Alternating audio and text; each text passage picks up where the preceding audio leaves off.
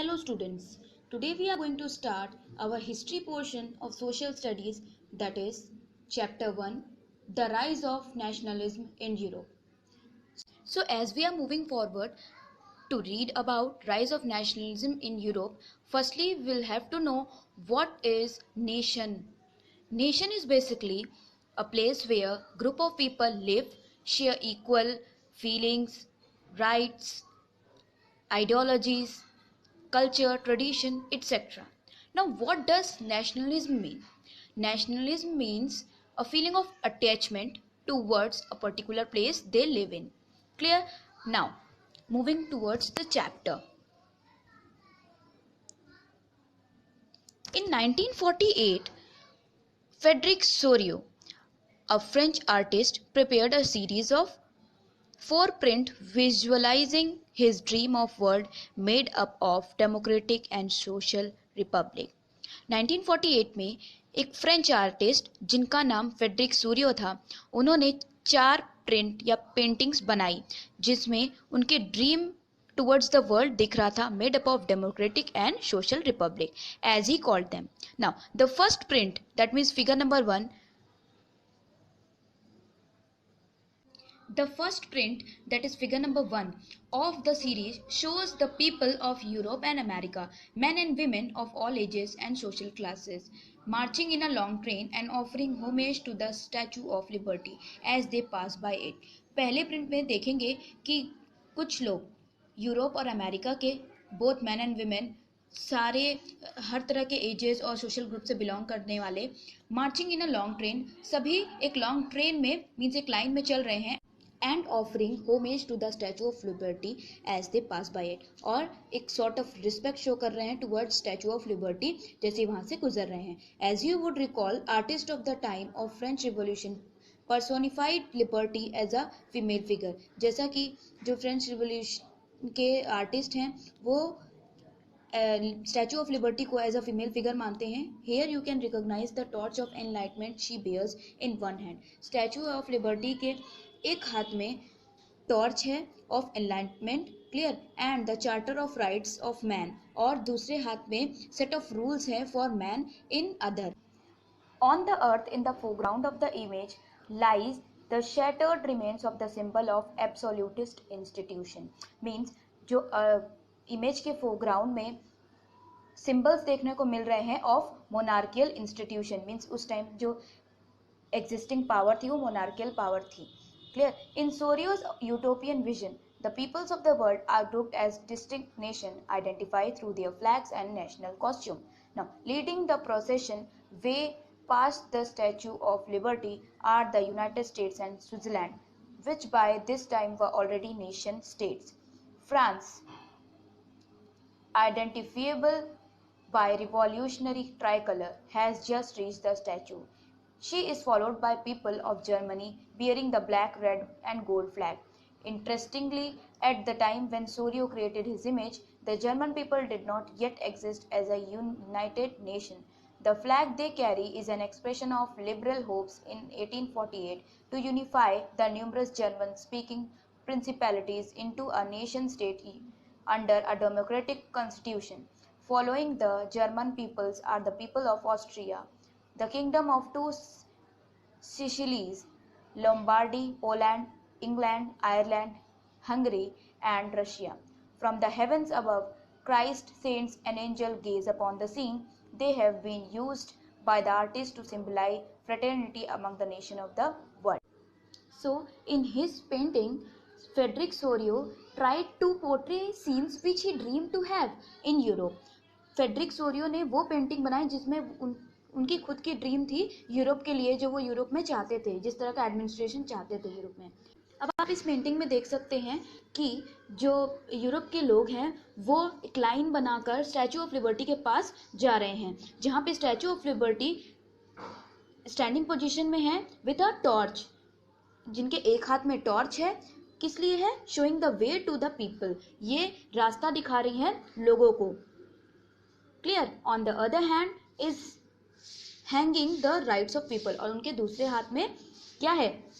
People के rights की list है. Now so Frederic Sorrieu wants to the people to understand that they have future when they know their rights. अब Frederick Sorio इस painting के द्वारा बताना चाह रहे हैं कि स्टैचू ऑफ लिबर्टी उन्हें पाथ दिखा रही है, क्लियर, और ये दिखा रही है कि उनका जो फ्यूचर है वो बिलोंग करता है उनके राइट्स पे. There is certain limitation of the existing system, और जिस सिस्टम में वो पर्टिकुलरली गवर्निंग है वो सिस्टम के कुछ डिसएडवांटेजेस हैं. ये पेंटिंग ये शो करती है कि सोरियो की यूरोप में आने वाली गवर्नमेंट के लिए कुछ ड्रीम्स थे. वो चाहते थे कि रिपब्लिक या सोशल गवर्नमेंट बने, किसी के साथ किसी भी तरह की कोई डिस्क्रिमिनेशन या अनइक्वालिटी ना हो, और पावर किसी एक फैमिली या किसी एक पर्टिकुलर ग्रुप के पास ना हो. वो ये सारी सिचुएशन यूरोप में चेंज करना चाहते थे. इसलिए उन्होंने कुछ वर्ड्स यूज़ किए जैसे स्टेट्स, नेशन. यहाँ वो चाहते थे कि नेशन के लिए एक ग्रुप के पास पावर होनी चाहिए और सभी को इक्वल राइट्स मिलने चाहिए. Thank you everyone. इसलिए उन्होंने कुछ वर्ड्स यूज़ किए जैसे स्टेट्स, नेशन. यहाँ वो चाहते थे कि नेशन के लिए एक ग्रुप के पास पावर होनी चाहिए और सभी को इक्वल राइट्स मिलने चाहिए. The French Revolution and the idea of the nation. So, the main focus on this lesson is French Revolution.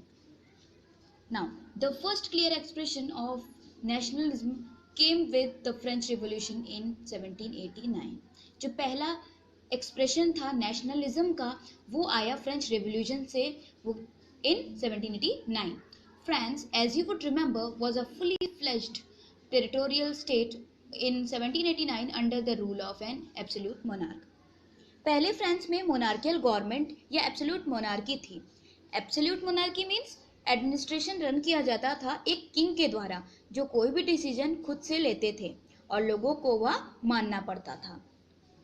कोई भी इसे मानने से इनकार नहीं कर सकता था. 1789 तक यह चला. उसके बाद रिवॉल्ट हुए. क्लियर? कैसे? देखिए. The political and constitutional changes that came in the wake of the French Revolution led to the transfer of sovereignty from the monarchy to body of French citizen.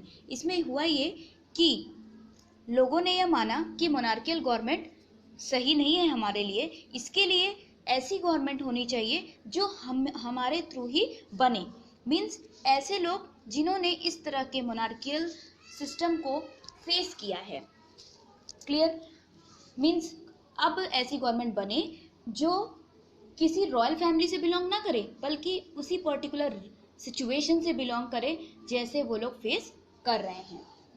Now the revolution proclaimed that it was the people who would henceforth constitute the nation and shape its destiny. और ऐसे लोग means उसी situation से belong करने वाले लोग ही अब जो फ्यूचर है उसे, जो डेस्टिनी है उसे शेप करें. Now, from the very beginning, the French revolutionaries introduced various measures and practices that could create a sense of collective identity amongst the French people. Beginning में, स्टार्टिंग में जो फ्रेंच रिवॉल्यूशनरीज थे उन्होंने introduce किया बहुत सारे measures, steps और practices जो क्रिएट करे एक सेंस ऑफ कलेक्टिव आइडेंटिटी, सभी लोगों का एक common decision, clear, off the French people, एक ideology. Now the ideas of la patrie, the fatherland, and le citoyen means the citizen emphasizes the notion of a united community enjoyed equal rights under the constitution. अब जो new governing body बनी means active citizens के द्वारा जो governing body बनी after monarchial system, उसने क्या किया, वो इंश्योर करते थे कि जो भी चीज़ें होंगी अब लोगों में इक्वालिटी होनी चाहिए, किसी के भी साथ किसी भी तरह का डिस्क्रिमिनेशन नहीं होना चाहिए और सेम राइट्स सबको मिलने चाहिए. Clear? A new French flag, the tricolor, was chosen to replace the former royal standard. अब मोनार्कियल या रॉयल स्टैंडर्ड को हटाने के लिए एक न्यू फ्लैग अडॉप्ट किया गया, ट्राई कलर, ठीक है, चूज किया गया in place of monarchical identity. Now, the Estates General was elected by the body of active citizen and renamed the National Assembly. State General को elect किया गया by body of active citizen के द्वारा, और नाम दिया गया नेशनल असेंबली। न्यू हिम्स वर compose, नए नए तरीके कंपोज किए गए। ओथ्स टेकन, शपथ ली गई। And Madrid's commemorated, all in the name of the nation, सभी एक नेशन से बिलोंग करते हुए आइडियोलॉजी सेम थी सबकी, ठीक है। ये इंश्योर करते हुए ये सारी चीज़ें की गई। A centralised administrative system was put in place and it formulated uniform laws for all citizen, सभी के बीच में यूनिफॉर्मिटी हो राइट्स की, ये इंश्योर किया गया within its territory. Internal custom duties and dues were abolished, जो इंटरनल कस्टम ड्यूटी लगती थी अब उसे खत्म कर दिया गया। And a uniform system of weights and measures was adopted, और यूनिफॉर्म सिस्टम अडॉप्ट किया गया वेट्स और मेजर्स करने के लिए। Regional dialects were discouraged and French as it was spoken and written in Paris became the common language of the nation. अब जो regional dialects थे वो सब डिस्करेज कर दिए गए, और फ्रेंच ने क्या किया, जो कि फ्रांस में फ्रेंच लैंग्वेज स्पोक की जाती है, ठीक है, and written in Paris, clear. तब अब फ्रेंच लैंग्वेज को कॉमन लैंग्वेज अनाउंस कर दिया गया। The revolutionaries further declared that it was the mission and destiny of the French nation to liberate the people of Europe from despotism. In other words, to help other people of Europe to become nation. अब जिन revolutionaries ने ये ensure किया कि जिस तरह हमने अभी revolution create किया है वो और ज़्यादा स्प्रेड आउट हो पूरे पार्ट्स में यूरोप के, और ये आइडिया मीन्स मोनार्कियल सिस्टम सब जगह से हटे और एक्टिव मेंबरशिप लोगों की सामने आए, ठीक है। और ये जो चेंज है, जो एग्जिस्टिंग सिस्टम है गवर्नेंस का, वो चेंज होना चाहिए जिससे कि सिचुएशन बेटर होगी। When the news of the events in France reach the different cities of Europe, जब ये न्यूज़ जो इन चेंजेस पर्टिकुलर चेंजेस हुए फ्रांस में वो अलग अलग सिटीज़ में पहुंचे यूरोप के, students and other members of educated family began setting up Jacobins club. तो जो स्टूडेंट्स थे और दूसरे मेंबर्स थे जो एजुकेटेड मिडिल फैमिली से बिलोंग करते थे, उन लोगों ने जैकोबिन क्लब स्टार्ट कर दिया, सेट करना। Their activities and campaigns prepared the way for the French armies which moved into Holland, Belgium, Switzerland and much of Italy in the 1790s. ठीक है, ये जो कैंपेन्स थी, इनकी जो रिवॉल्यूशन था कह सकते हैं, वो और भी ज़्यादा आगे। With the outbreak of the Revolutionary Wars, the French army began to carry the idea of nationalism abroad. इसी तरह से जो ये रिवॉल्यूशनरी वॉर की स्टार्टिंग हुई थी, जो फ्रेंच आर्मी थी, स्टार्ट कर दिया उन्होंने आइडिया को एक जगह से दूसरी जगह कैरी ऑन करना, ठीक है, नेशनलिज्म की फीलिंग अब्रॉड तक पहुंचाना। Now rest of the part we will continue in next part of the chapter. Thank you everyone.